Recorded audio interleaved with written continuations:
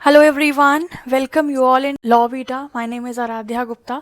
आज हम लोग भारतीय साक्ष्य अधिनियम का सेक्शन 7 डिस्कस करने जा रहे हैं, which talks about the facts which are introductory, explanatory, supporting, rebutting etcetera that are relevant to the fact in issue और रेलिवेंट फैक्ट्स। यानी कि हम लोग उन फैक्ट्स की बात करेंगे जो कि रेलिवेंट फैक्ट्स को इंट्रोड्यूस करते हैं या एक्सप्लेन करते हैं या सपोर्ट करते हैं या रिब्यूट करते हैं या किसी थिंग की आइडेंटिफिकेशन करते हैं, किसी पर्सन की आइडेंटिफिकेशन करते हैं, किसी टाइम एंड प्लेस को डिसाइड करते हैं या शोकेस करते हैं या किसी पार्टीज़ के बीच के रिलेशन को शोकेस करते हैं। सो ये माना जाता है एज पर द भारतीय साक्ष्य अधिनियम और द इंडियन एविडेंस एक्ट कि ये फैक्ट्स भी रेलिवेंट फैक्ट्स कंसिडर किए जाते हैं in so far as they are necessary for that purpose, कि जिस पर्पस के लिए उन फैक्ट्स को लाया गया है, for the purpose of showing the connection between the fact in issue और to the relevant facts, if they are serving that purpose, then such facts are considered to be relevant, right? So here in this video we'll be discussing all these facts की introductory fact क्या है, explanatory fact क्या है, supporting fact क्या है, and along with we'll cover the important case laws and the relevant examples, right?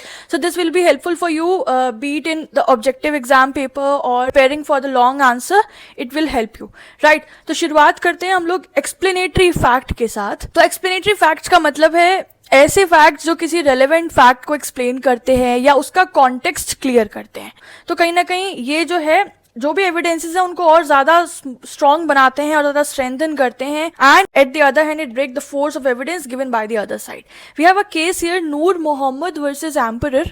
तो इसमें एक लेडी का एब्डक्शन हुआ था, यानी कि सिंपल भाषा में कहें तो एक महिला को किडनैप किया गया था और एलिगेशन था that it was done by the person name Noor Mohammad के द्वारा ये एब्डक्शन किया गया था।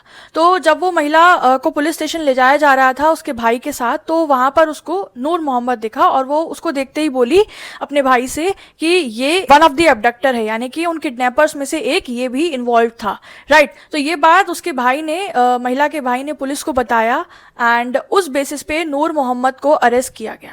नाउ मैटर कोर्ट में गया, ये बात सामने लाई गई कोर्ट के कि जैसे ही महिला ने देखा, विक्टिम ने देखा उस लड़के को, तो उसने बोला कि ये भी वन ऑफ द किडनैपर है, he was involved in the abduction. So उसका जो स्टेटमेंट था, कोर्ट ने कहा her statement is explanatory fact under section 7 and therefore it is a relevant fact. ठीक है, तो इस तरीके से इस तरह के फैक्ट्स एक्सप्लेनेटरी फैक्ट्स कहलाते हैं, बिकॉज ये सर्कमस्टांसेस को एक्सप्लेन करते हैं कि किस तरीके से घटना घटित हुई।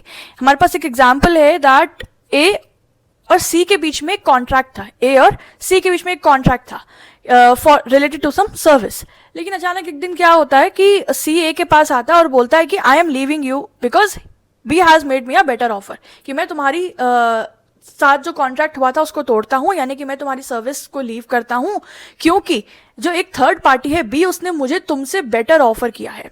ठीक है, तो अब यहाँ पे क्या होता है, ए जो है उस बी को, जो थर्ड पार्टी है, उसको सू करता है कि तुम्हारी वजह से सी ने मेरे साथ किया हुआ कॉन्ट्रैक्ट ऑफ सर्विस तोड़ दिया। तो यहाँ पे जो सी का कंडक्ट था कि सी ने क्या कहा ए से जाके, सी ने जो कहा तभी तो उसका प्रतिक्रिया ए ने बी की तरफ दिखाई ना। तो सी का जो कंडक्ट था वो एक एक्सप्लेनेटरी फैक्ट है which is relevant as the fact in issue in the matter. We have one more case here. A के ऊपर चार्जेस हैं दैट उसने चोरी की है, एंड चोरी करने के बाद उसने जो स्टोलन प्रॉपर्टी थी, यानी कि चोरी का जो माल था, वो एक बी पर्सन को, बी नाम के व्यक्ति को दे दिया।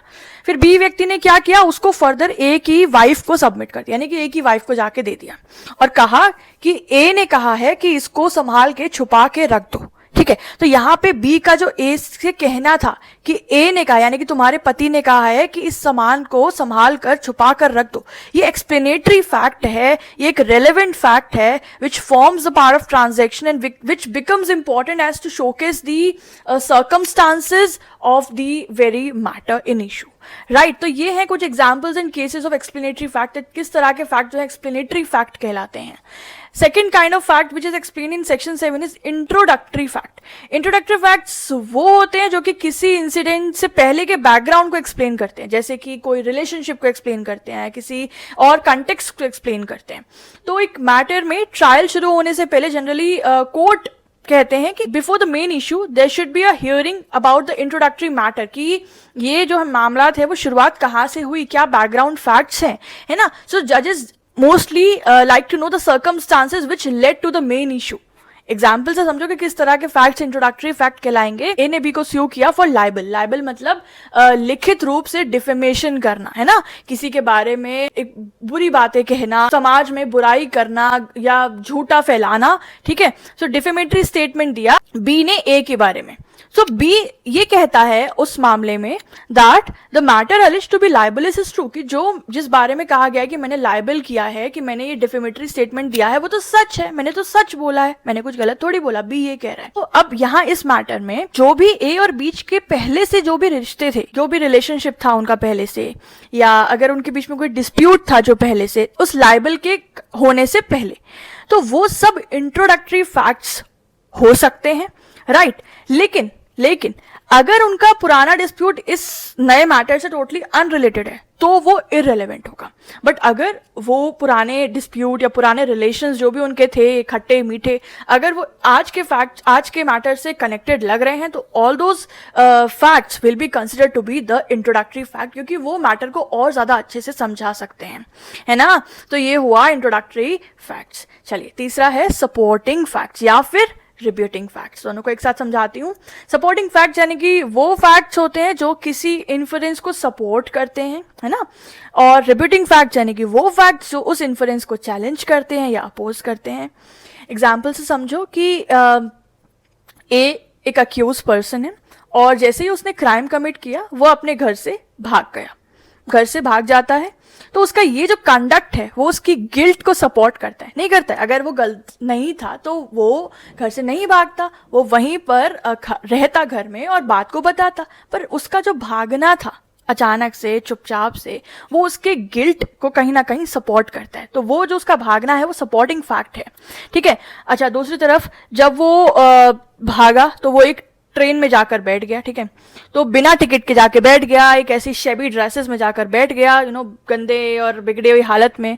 तो जब वो ट्रेन में इस हालत में पकड़ा गया तो ये भी सपोर्टिंग फैक्ट है और ये सपोर्ट करता है कि उसने कुछ ना कुछ तो गलत किया है, तभी तो इस तरीके से भेस बदल के और बुरी हालत में और बिना टिकट के वो कहाँ जा रहा है ना. तो these facts are considered to be the supporting facts as per section 7 of BSA.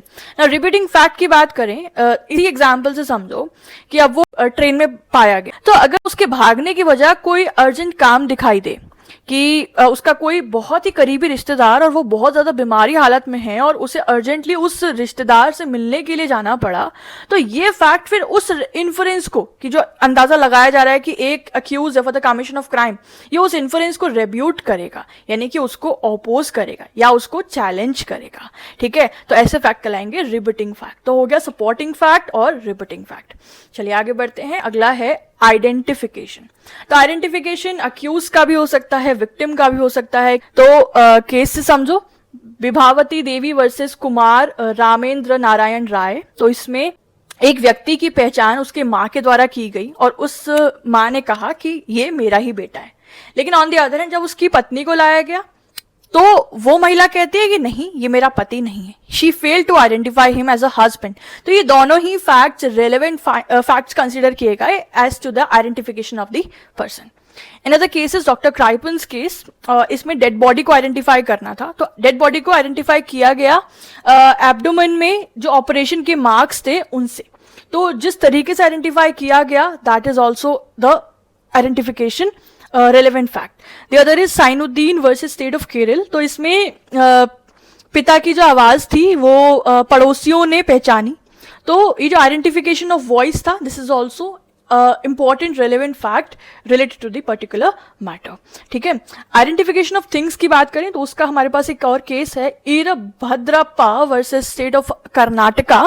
तो इस केस में पुलिस ने कुछ रॉब्ड आइटम्स रिकवर किए. ठीक है, जो भी रॉबरी से रिकवर हुए, जैसे कि साड़ी हो गई और कुछ गहने हो गए. इस घर से रॉबरी हुई तो वहां की महिलाओं ने उन आइटम्स को तुरंत आइडेंटिफाई कर लिया. तो यहाँ पे कोर्ट ने बोला कि जो महिलाएं होती हैं उनके पास कुछ एक सिक्स सेंस होता है और उनको अपनी चीजों को अच्छी तरह से पहचानना आता है. तो यहाँ identification of things by all those females वो consider to be the relevant fact. ठीक है, तो इस तरीके से आइडेंटिफिकेशन ऑफ थिंग्स भी एक रेलेवेंट फैक्ट जो है वो कंसिडर किया जाता है. The crucial point here is that such fact must be correlated with either with the fact in issue or the relevant fact of the matter. Right. The next is time and place of the happening. ठीक है, तो ये भी relevant fact होते हैं कि specially जब किसी केस में एलिबाई लिया गया हो, यानी कि एक व्यक्ति ये कह रहा है कि मेरा तो इस मामले से कोई लेना देना ही नहीं है क्योंकि आई वॉज एल्सवेयर, मैं तो यहाँ था ही नहीं, मैं तो जहाँ पे इंसिडेंट कमिट हुआ वहाँ था ही नहीं, आई वॉज एल्सवेयर. तो ऐसे मामले में the fact related to the time and place of happening भी relevant या crucial consider किए जाते हैं. The case is Lakshmi Singh versus State of Bihar. तो इस केस में कोर्ट ने कहा दैट जहां भी क्राइम हुआ हो वहां के जो भी ब्लड स्टेन सॉइल है उसका सैंपल केमिकल एग्जामिनेशन के लिए भेजना चाहिए. अगर ये प्रोसीजर फॉलो नहीं होता है तो कोर्ट के सामने डाउट उठता है ना कि प्रोसिक्यूशन जो कह रहा है वो सच है या नहीं है. Right, so therefore it's important that in all the criminal cases the blood stained soil sample from the place of occurrence should be sent for the chemical examination. The last point here is which has been explained in the section 7 Barrack language, the fact related to और the fact which shows the relation of parties. ठीक है, तो बहुत सारे criminal और civil cases pre-existing relationship की वजह से होते हैं, you know, जैसे कि undue influence हो गया या डिफेमेशन हो गया. Large number of cases of their origin to the pre existing relations. जैसे कि एग्जांपल समझो, अगर किसी ने अपने रिश्तेदार पे undue इन्फ्लुएंस डाला विल बनवाने के लिए या डिफेमेटरी स्टेटमेंट दिया किसी पुरानी दुश्मनी की वजह से, तो उनका रिश्ता जो भी उनका रिलेशनशिप था वो भी एक रेलेवेंट फैक्ट बन जाता है in the matter. Right, so these all were the explanatory facts, introductory facts, supporting facts, rebutting facts, identification facts and the facts which showcase the time, place and relation of parties. ठीक है, तो ये था section 7 BS से. So this was it for today's lecture. I hope आप लोग को ये सेक्शन समझ आया होगा. We have covered the entire Barrack language and tried to explain it with the help of case laws and examples. अभी ना इस सेक्शन में एक बहुत ही इंपॉर्टेंट टेस्ट है, the test of identification parade. उस पर सेपरेटली क्वेश्चन बनता है, इंटरव्यू में पूछा जाता है. तो उसमें जो भी इंपॉर्टेंट केसेस हैं, एग्जाम्पल्स हैं, उसको हम लोग एक सेपरेट लेक्चर में लेके आएंगे, the lecture related to the test of identification parade. ठीक है, आई ट्राई कि इसके बाद जो अगला BSA का लेक्चर आए वो उसी पे ही आएगा. ठीक है, so for that stay tune with our channel. Thank you so much for watching everybody. Stay tuned, keep studying, have a good day, bye bye.